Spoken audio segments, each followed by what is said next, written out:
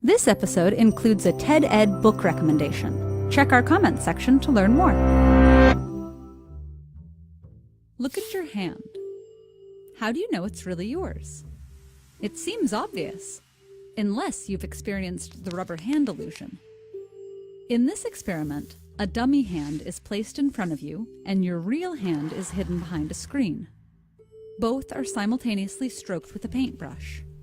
No matter how much you remind yourself the dummy hand isn't yours, you eventually start to feel like it is, and inevitably flinch when it's threatened with a knife. That may just be a temporary trick, but it speaks to a larger truth. Our bodies, the physical, biological parts of us, and our minds, the thinking, conscious aspects, have a complicated, tangled relationship. Which one primarily defines you, or yourself? Are you a physical body that only experiences thoughts and emotions as a result of biochemical interactions in the brain? That would be a body with a mind. Or is there some non-physical part of you that's pulling the strings but could live outside of your biological body? That would be a mind with a body. That takes us to an old question of whether the body and mind are two separate things. In a famous thought experiment, 16th century philosopher René Descartes pointed out that even if all our physical sensations were just a hallucinatory dream, our mind and thoughts would still be there. That, for him, was the ultimate proof of our existence. And it led him to conclude that the conscious mind is something separate from the material body that forms the core of our identity.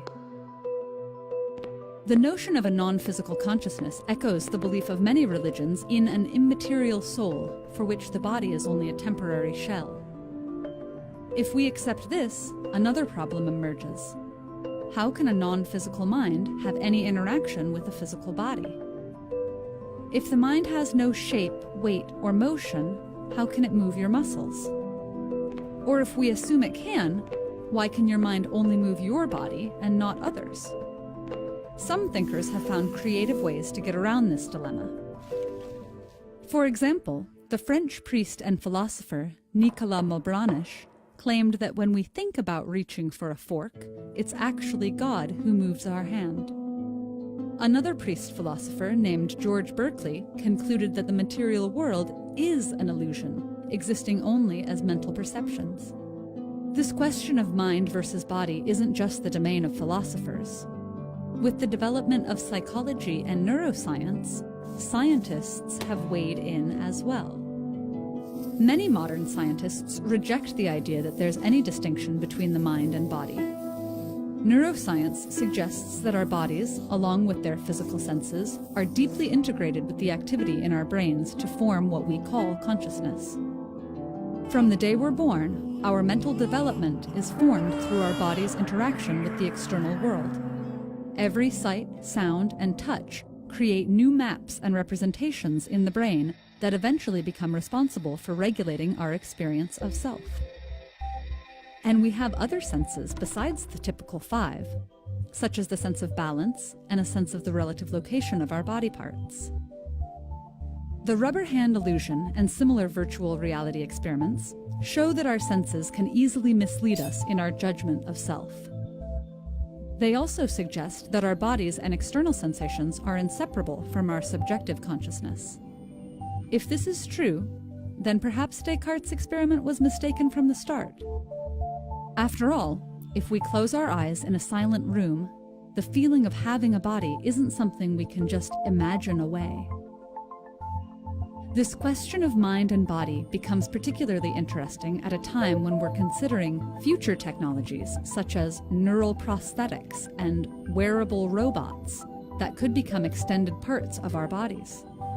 Or the slightly more radical idea of mind uploading, which dangles the possibility of immortal life without a body by transferring a human consciousness into a computer. If the body is deeply mapped in the brain, then by extending our sense of self to new wearable devices, our brains may eventually adapt to a restructured version with new sensory representations. Or perhaps uploading our consciousness into a computer might not even be possible unless we can also simulate a body capable of delivering physical sensations. The idea that our bodies are part of our consciousness and vice versa also isn't new. It's found extensively in Buddhist thought, as well as the writings of philosophers from Heidegger to Aristotle. But for now, we're still left with the open question of what exactly our self is. Are we a mind equipped with a physical body, as Descartes suggested?